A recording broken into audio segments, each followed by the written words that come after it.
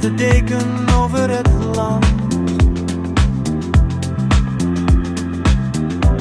In het zuiden van Limburg, hand in hand.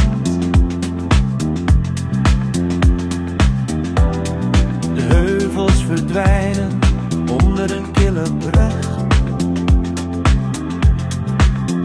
terwijl de stilte van de winter zachtjes op ons wacht. Het is de eerste dole vlucht van 2026. Op deze zondagmiddag, de lucht is zo sereen en schitterend. We zweven boven de sneeuw in Limburg, hoog en vrij, een nieuw begin in vogelvlucht.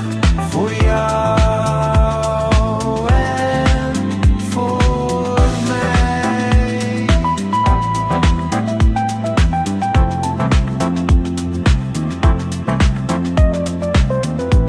De propellers snijden door de ijzige, klare lucht. Een zilveren vogel op zijn allereerste vlucht.